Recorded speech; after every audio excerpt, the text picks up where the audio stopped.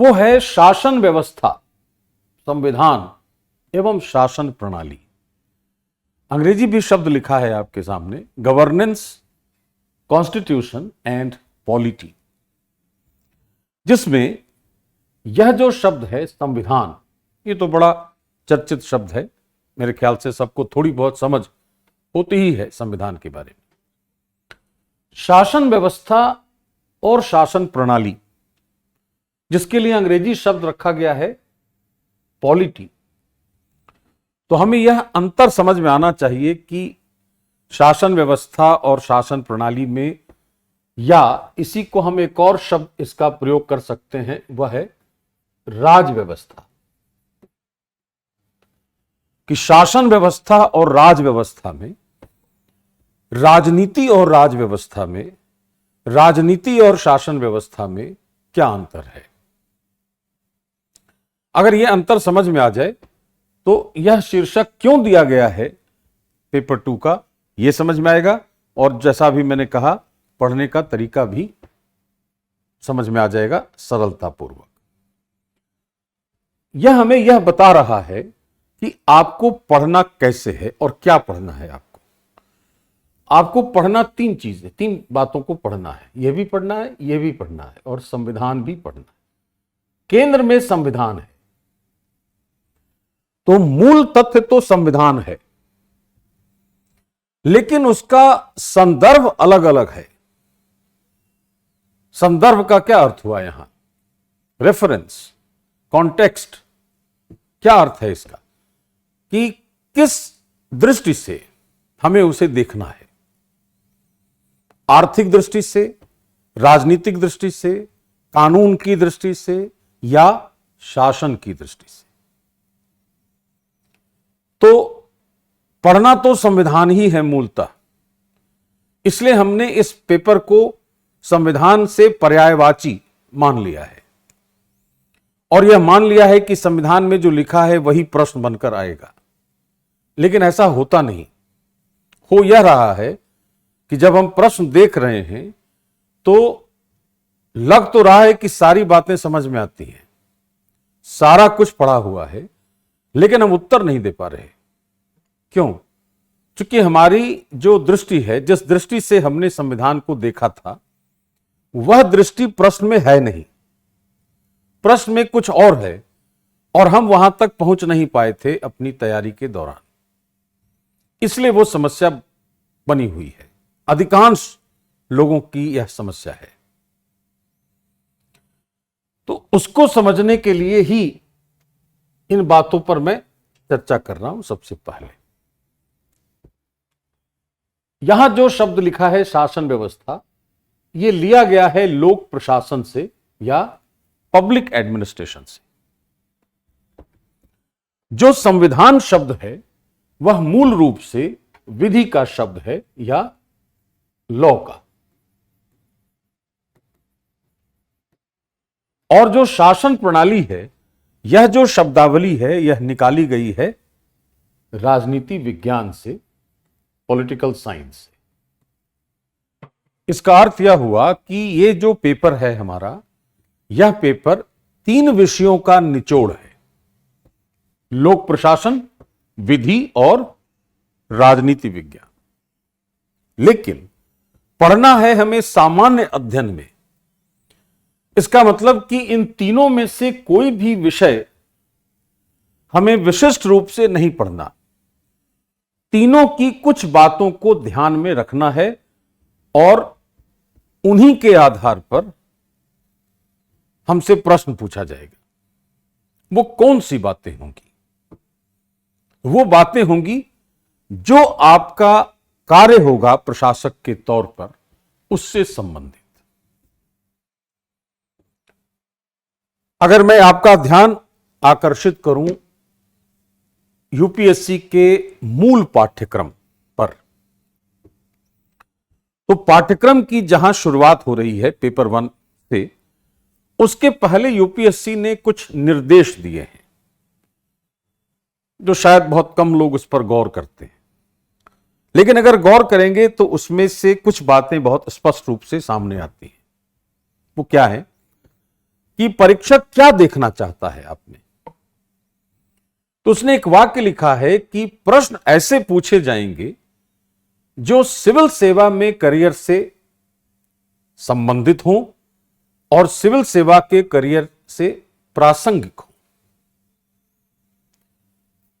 इसका अर्थ यह हुआ कि किसी भी विषय की बात होगी अगर, लेकिन प्रश्न उसका इस रूप में पूछा जाएगा जिसका प्रयोग कोई सिविल सेवक अपने फील्ड में अपने कार्य के दौरान करता है, उसी रूप में उसी दृष्टि से वह प्रश्न पूछा जाएगा। तो आपकी जो भूमिका होगी वह क्या होगी? एक प्रशासक की, एडमिनिस्ट्रेटर, ब्यूरोक्रेट, जिसका काम क्या है? नीतियों को क्रियान्वित करना। आगे अभी हम लोग चर्चा भी करेंगे उस पर, शासन प्रशासन का जब अंतर समझेंगे तब। तो आपका काम होगा नीतियों को लागू कराना या क्रियान्वित करना। अगर क्रियान्वयन में कोई समस्या आ रही है तो आप सरकार को बताएंगे कि ऐसी ऐसी समस्या आती है। व्यवहारिक, उन व्यवहारिक समस्याओं को ध्यान में रखकर सरकारें हो सकता है अगली बार एक नई नीति बनाए या जो पहले से बनी हुई नीति है उसमें कोई परिवर्तन करें और फिर आपको कहें कि अब आप इसको लागू कीजिए। तब आप फिर से उसको क्रियान्वित करेंगे, लागू करेंगे। तो आपका काम एक तरफ तो नीतियों को लागू करना है, लेकिन उसके साथ साथ आपको यह भी समझना है कि नीतियां आखिर बनती कैसे हैं और नीतियों को बनाने के पीछे क्या तर्क होता है, किस तरह का अध्ययन किया जाता है, चुनौतियां कौन सी होती हैं सरकारों के सामने या जो नीति बनाने वाले लोग हैं उनके सामने, और उनको लागू कैसे किया जाना चाहिए और लागू करने में समस्याएं कौन सी आती हैं। इसकी समझ एक प्रशासक को अगर है तो वह निश्चित रूप से एक अच्छा प्रशासक साबित होगा। ऐसी स्थिति में हमें यह समझना है कि आपका कार्य नीति निर्माण और नीति क्रियान्वयन से संबंधित है। तो जब हमें संविधान पढ़ना है तो हमें संविधान के उन तथ्यों पर विशेष रूप से ध्यान देना होगा जो नीति निर्माण और नीति क्रियान्वयन से संबंधित है। उसी को कहा जाएगा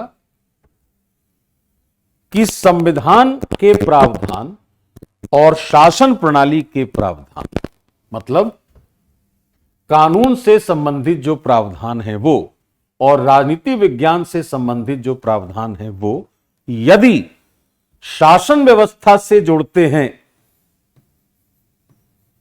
मतलब नीति निर्माण या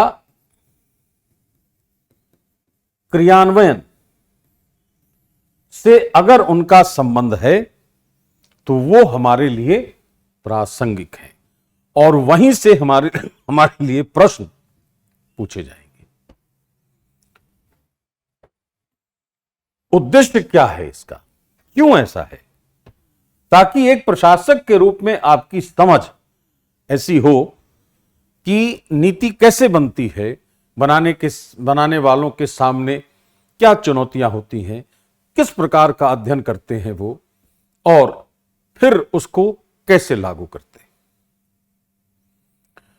इसका अर्थ यह हुआ, कुल मिलाकर इतनी देर से जो मैं बात कर रहा हूं उसका तात्पर्य यह है कि संविधान को न तो हमें लोक प्रशासन, न ही हमें राजनीति विज्ञान और न ही विधि के विशिष्ट रूप में पढ़ना है।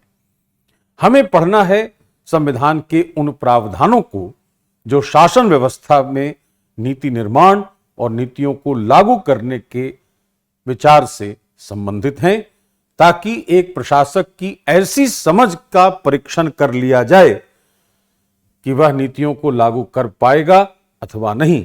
यदि उसकी समझ है ऐसी, तो आप आयोग के लिए सर्वथा उपयुक्त व्यक्ति या प्रत्याशी या अभ्यर्थी साबित होंगे। अगर हमने यह तरीका अपनाया पढ़ने का, तो निश्चित रूप से हमारे जो अंक होंगे इस पेपर में, जो आमतौर पर अधिकांश लोगों के लिए बहुत कम हो रहे हैं पिछले 7-8 वर्षों में, आपके अंक निश्चित रूप से उच्च स्तरीय होंगे।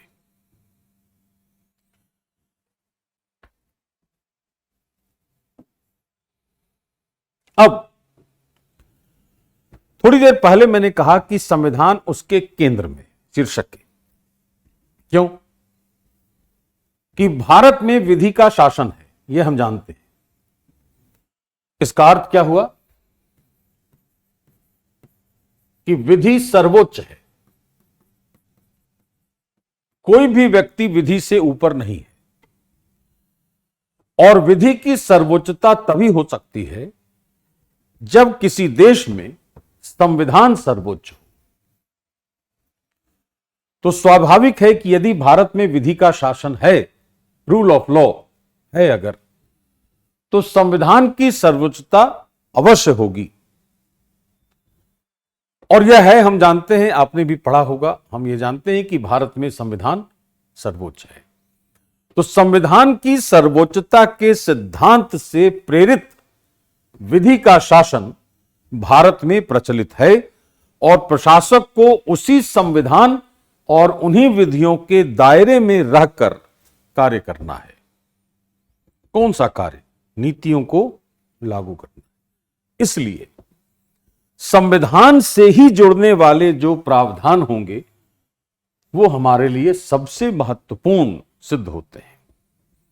इसलिए हमने इस पूरे प्रश्न पत्र को संविधान का पर्यायवाची मान लिया है, जो गलत नहीं है, लेकिन ऐसा इसलिए है कि आपको इसकी समझ होनी चाहिए और इसकी भी समझ होनी चाहिए, ताकि आप नीतियों को लागू करने की पद्धति को समझ सकते हैं। तो संविधान के तथ्यों पर विशेष बल दिया जाएगा प्रश्नों में, यह स्वाभाविक है। लेकिन संविधान के जिन तथ्यों पर बल दिया जाएगा वो तथ्य कैसे होंगे? वो होंगे जो शासन व्यवस्था से जुड़ते हैं, जो नीति निर्माण और नीतियों को लागू करने से जुड़ते हैं। ये शीर्षक की समझ विकसित अगर है तो हम इसको आसानी से समझ सकते हैं और हमारे पढ़ने का तरीका उसी आधार पर विकसित है या विकसित होगा। अब जब ऐसा है तो अध्ययन का दृष्टिकोण क्या होगा? दृष्टिकोण किस एंगल से देखना है? कोण क्या होगा दृष्टि का? एंगल कैसा रखना है? पॉलिटिकल साइंस का, पब्लिक एडमिनिस्ट्रेशन का, लॉ का, या जनरल स्टडीज का, गवर्नेंस का? तो एंगल गवर्नेंस का है, केवल गवर्नेंस का एंगल है, पॉलिसी मेकिंग, पॉलिसी इंप्लीमेंटेशन का एंगल है। जिसके लिए हमें करना क्या होता है कि अगर हमने बुनियादी संकल्पनाओं की समझ विकसित कर ली है, उससे संबंधित तथ्यों का अध्ययन कर लिया है और विश्लेषण की क्षमता विकसित कर ली है, तो हमारी तैयारी पूरी हो जाती है। डायरेक्शन क्या होगा? यह डायरेक्शन है, पहले संकल्पनाओं की समझ, फिर तथ्यों की समझ, फिर विश्लेषण की समझ। अब संकल्पना क्या है? जैसे कहा जाए कि भारत एक संघ है,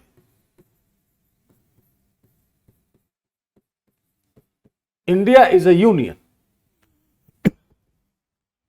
और भारत एक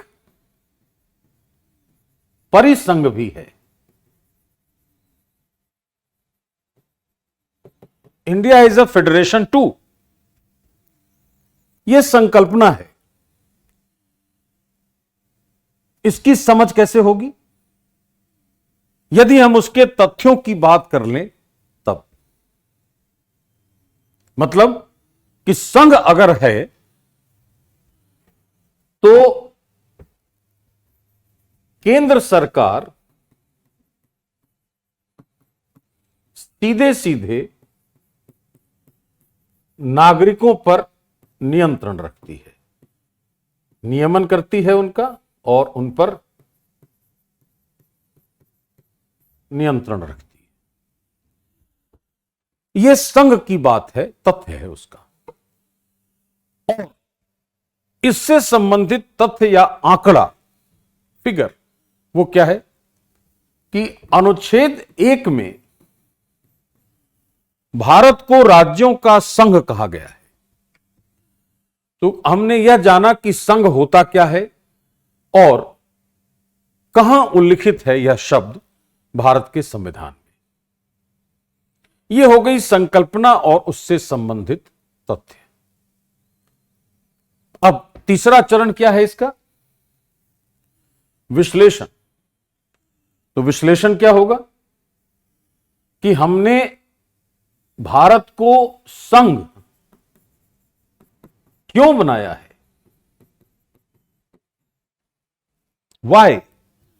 Why India is made a union? Why not only a federation? क्यों नहीं भारत को केवल एक परिसंघ बनाकर छोड़ दिया? संघ क्यों बनाया? और अगर संघ बनाया तो फिर परिसंघ क्यों बनाया? राज्यों का संघ बनाकर हमने उसका स्वरूप, उसका चरित्र परिसंघीय कर दिया। क्यों ऐसा है? तो उस क्यों का उत्तर अगर दे दें तो हम विश्लेषण कर लेते हैं। तो संकल्पना की समझ होगी कि वह क्या है जिसके बारे में पढ़ रहे हैं, कहां उल्लिखित है, यह तथ्य है उसका, उसके गुण कौन से हैं, यह तथ्य है उसका, उसकी अच्छी और बुरी बातें, सकारात्मक और नकारात्मक बातें कौन सी हैं, यह तथ्य है उसका। और ऐसा क्यों रखा गया है, क्यों उसका ऐसी बात कही गई है, उसका महत्व किस रूप में है, अगर वो नहीं होता तो क्या समस्या होती, इन बातों का अध्ययन अगर करें तो वह विश्लेषण है। तो किसी भी टॉपिक को अगर हम इस दृष्टि से पढ़ते हैं तो हमें उसकी समझ तो विकसित होगी ही, उसके सभी तथ्यों पर हमारी पकड़ भी होगी। और चूंकि हम विश्लेषण करने की स्थिति में भी रहेंगे, इसलिए हम चाहे तो प्रारंभिक परीक्षा के प्रश्न हो या मुख्य परीक्षा के हों, हम उन प्रश्नों का उत्तर सरलता पूर्वक दे सकेंगे। इसका अर्थ यह हुआ कि पढ़ने के दौरान हमें 3 बातों पर ध्यान रखना है। किसी भी टॉपिक की संरचना क्या है, उसका कार्य क्या है और उसकी उपयोगिता क्या है। कैसे पता चलेगी संरचना? तो पता चलेगी अगर हम जान लें कि वह क्या है, उससे उसकी संरचना की समझ होती है। कैसे की जानकारी ले लें तो उसके कार्य समझ में आ जाते हैं, और क्यों की जानकारी ले लें तो उसकी उपयोगिता समझ लेते हैं। जैसे अभी जो उदाहरण लिया था उसी का उदाहरण ले लें। भारत एक संघ है, यह हमने पढ़ा। संघ क्या है, संघ की संरचना क्या है? तो हमने पढ़ा कि संघ की संरचना यह है कि केंद्र सरकार नागरिकों पर सीधे नियंत्रण रखती है। तो भारत अगर संघ है तो भारत में भी संरचनात्मक रूप से केंद्र सरकार सीधे नागरिकों पर नियंत्रण रखनी चाहिए या रखती है, वॉटेवर। जब यह कहा कि भारत एक संघ है और संघ होने के नाते यहां केंद्र सरकार का एक प्रत्यक्ष नियंत्रण नागरिकों पर बना होगा, अब ये कैसे का उत्तर ढूंढना है, कैसे काम करता है संघ, क्या करता है जिससे सीधे नियंत्रण रखता है, और अगर ऐसा रखता है नियंत्रण तो वह कैसे परिसंघ नहीं होकर संघ बन जाता है। उदाहरण, भारत में संघ सरकार है, फिर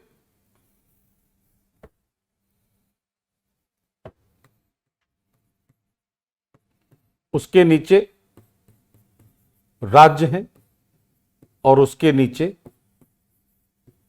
नागरिक है। मान लें राज्य के स्तर पर भी उसकी अपनी सरकार है, संघ के स्तर पर भी उसकी अपनी सरकार है। अब राज्य अगर कोई कार्य नहीं करे, राज्य की सरकार द्वारा नागरिकों का कल्याण नहीं हो पा रहा हो, राज्य की सरकार द्वारा नागरिकों की सुरक्षा नहीं हो पा रही हो, तो केंद्र सरकार राज्य सरकार का विघटन कर देगी और सीधे नियंत्रण अपना स्थापित करेगी। ये कहां ऐसा उल्लेख है? अगर सुना है, अवश्य सुना होगा, अनुच्छेद 356 राष्ट्रपति शासन एक उदाहरण है यह, कि संघ ने सीधे सीधे नियंत्रण स्थापित कर लिया। एक, यदि युद्ध हो रहा है या बाह्य आक्रमण है या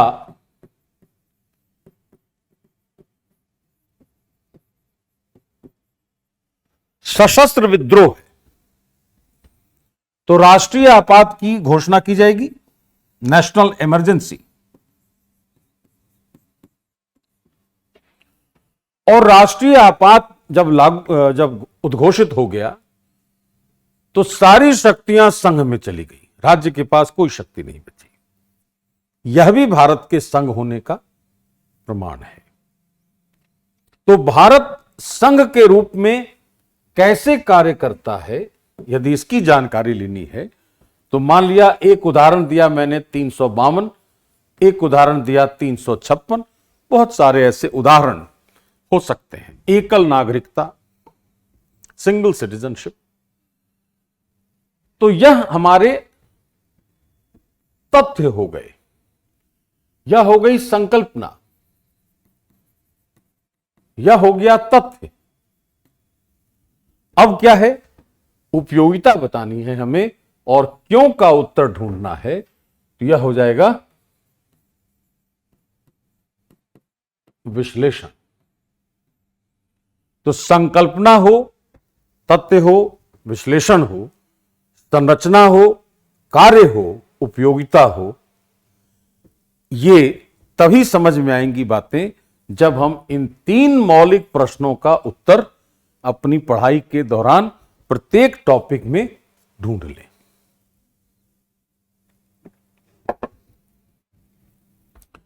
क्या है, कैसे काम करता है और क्यों काम करता है, व्हाट, हाउ एंड व्हाई।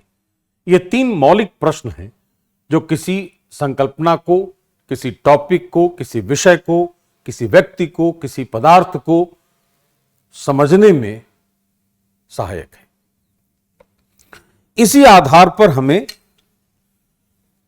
अपने इस पेपर का अध्ययन करना है और इसी आधार पर हमें प्रश्नों की मांग तक पहुंचना है, और यही दृष्टि होगी, यही दृष्टि का कोण होगा जिसके आधार पर हम चीजों को समझ सकते हैं और चीजों को बहुत आसानी से उस पर अपनी पकड़ बना सकते हैं और जैसे चाहे वैसे प्रश्नों का उत्तर ढूंढ ले सकते हैं। तो यह हमारे लिए सरलता होगी। यह तो बात हो गई कि हमें पढ़ना कैसे है, संविधान को किस दृष्टि से देखना है और क्या उसमें से ढूंढ कर निकालना है। तो संविधान में चाहे संघ परिसंघ पढ़ा जाए, संविधान में चाहे नागरिकता पढ़ी जाए, चाहे मूल अधिकार हो, राष्ट्रपति राज्यपाल हो, संघ राज्य संबंध हो, भाषाएं हो, आपातकाल हो, निर्वाचन हो, कोई भी टॉपिक उठाकर देख लें तो हमें इसी फ्रेमवर्क, इसी ढांचे के तहत अगर हम उसकी तैयारी करते हैं, उसको पढ़ते हैं, तो हमारे लिए उसकी संकल्पना, उससे संबंधित तथ्य और उसका विश्लेषण भी हमारे पास रहेगा और हमको पढ़ना हमारे लिए बहुत आसान होगा।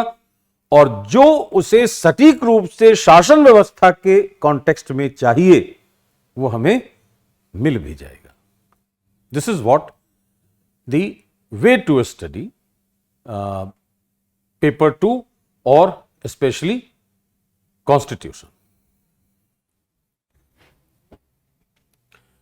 अब जब यह बात आ गई सामने कि संविधान को शासन व्यवस्था की दृष्टि से पढ़ना है, क्या, कैसे और क्यों का उत्तर ढूंढना है इसके हर टॉपिक में, तो पहला प्रश्न हमारे दिमाग में क्या आ रहा है कि संविधान होता क्या है? What exactly is the constitution? संविधान को अंग्रेजी में कह रहे हैं कॉन्स्टिट्यूशन। एक लैटिन शब्द है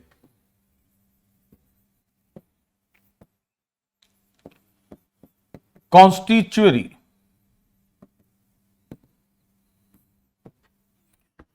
कॉन्स्टिट्यूरी एक लैटिन भाषा का शब्द है जिसका अर्थ होता है सुप्रीम लॉ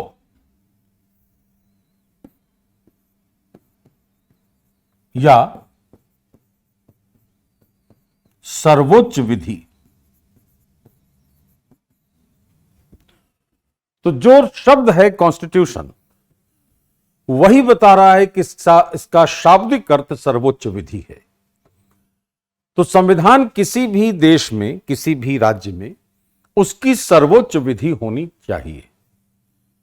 है या नहीं वो बात की बात है। शासन व्यवस्था कैसी है, कौन वहां सर्वशक्तिशाली है, कौन संप्रभु है, उस पर निर्भर करेगा। लेकिन सामान्य भाषा में यह कहा जाएगा कि संविधान का जो शाब्दिक अर्थ है उसके आधार पर किसी भी देश में संविधान को सर्वोच्च विधि कहा जाना चाहिए। भारत में तो है ही, भारत में तो संविधान ही सर्वोच्च विधि है, क्योंकि संविधान की सर्वोच्चता का सिद्धांत प्रचलित है भारत में और उसी के आधार पर विधि का शासन भी प्रचलित है। अब संविधान को जब हमें परिभाषित करना हो तो परिभाषा कैसे देंगे? यहां एक और बात बता दूं आपको कि इस विषय को पढ़ने के लिए आपके पास भारत का संविधान अवश्य होना चाहिए हाथ में, जहां अनुच्छेदों की बात कही गई हो। बेयर एक्ट जिसको कहते हैं, जो केवल कानून है, जहां केवल अनुच्छेद 1, 2, 3, 4, 5 ऐसे लिखा गया होगा, वो आप डाइग्लॉट एडिशन ले सकते हैं,